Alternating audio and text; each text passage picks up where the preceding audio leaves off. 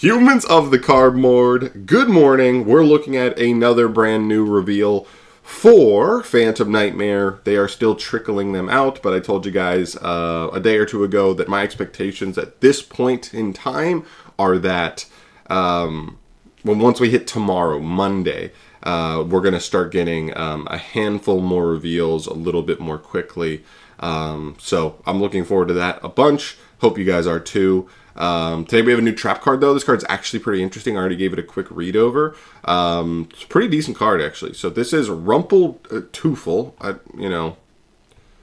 The name needs work, but cool artwork. Has this really cool like demon mask in the artwork. I like it a lot. It's just low key. It's pretty cool though. Moving on from there, it's a normal trap card. You can only use either the first or second effects of this card once per turn. So I guess you cannot use both in the same turn, but you can use one of them once per turn. The first effect reads: declare one monster card's name. Neither player can special summon monsters with that original name for the rest of the turn, except from the graveyard. So okay, kind of cool. It's kind of like a Prohibition style card, something like that. You're just trying to lock down a very specific card. So any archetypes that are like, centralized around one specific card. I also do like that this is monster card, not main deck monster. This can be an extra deck monster. So if a deck is very centralized around an extra deck monster, this card does a pretty good job at locking them out of that because, I don't know. I mean, I think about like trap tricks. Like Sarah's probably just the correct call.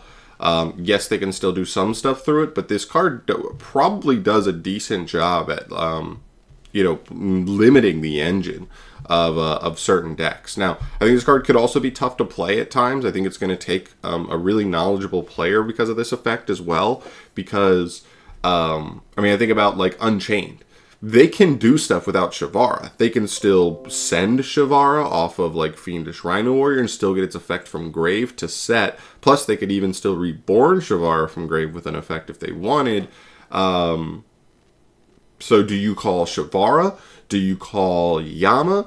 Do you wait to see how your opponent starts playing their turn to see what they opened? And then depending on a line they're taking, do you wait on that? I think this card is going to be a harder card to play because you need to have knowledge on archetypes. You need to have knowledge on decks, know what to call. And so maybe it could even be a side deck card for that reason. But still an interesting card for this effect. So I actually think this is pretty good, especially since it can call extra deck monsters as well. So there's that. And then the second effect is actually pretty good as well. You can banish this card from your graveyard and declare one monster card's name.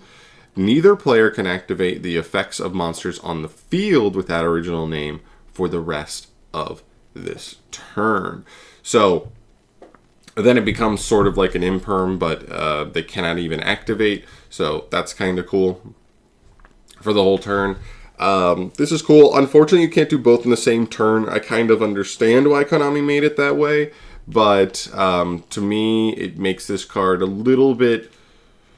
I think this card's probably overall a little bit stronger version of what is that card called? The trap card that's essentially infinite impermanence. It's not a hand trap. It like targets and negates something, and then from Grave on your turn only, it can do that same thing, like quick effect banish to negate something. It's essentially a very similar version of that, but this one probably can hinder your opponent a little bit more, feels more powerful overall. But yeah, still not bad at all. You need to be weary of this card though, because monsters that trigger on summon, you won't be able to wait. You know what I mean? So if they have monsters that trigger on summon instead of ignition effects, then they will still get to activate before you'd even get a chance to negate them. But if they do have ignition effects, this is still good because like you force them into a line where they already summon that monster, and then you can use this effect to go ahead and make it so it can't activate, which can kind of put them in an awkward spot. Not a terrible effect, but it's nice that it's a nice effect, especially since it's like a bonus, right?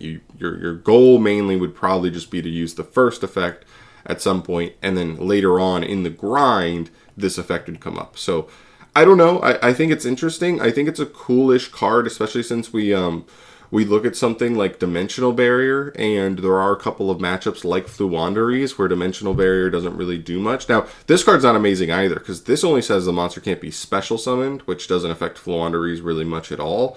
But if you get this card in Grave, you can still get it in Grave and call like Rabina or Empen or whatever, and at least lock them out of one of their main effects on the field, which, you know, is something, right? Whereas D-Barrier is literally nothing. D-Barrier literally does nothing. So it's an interesting card. It's definitely going to need counterplay. It's going to need the right format, but I don't know. I think it's cool. One other thing to add in, funny enough, the deck I'm actually playing right this second in Yu-Gi-Oh! For right now, it's going to change probably when we get to Age of Overlord, but I've actually been messing around with Tearlament Paleozoic, which is all about like milling traps and monsters that have good effects in Grave. This is a pretty decent millable card for a Paleozoic Tearlament list. So I'm going to eyeball it for that as well.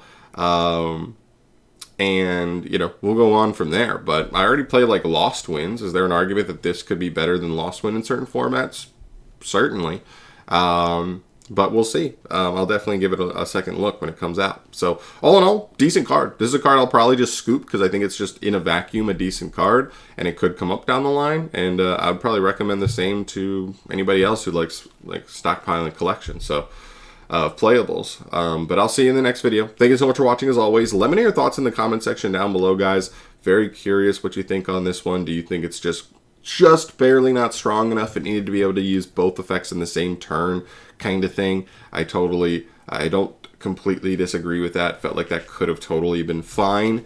But it is what it is. So let me know your thoughts down below. I'll see you guys in the next video. Peace.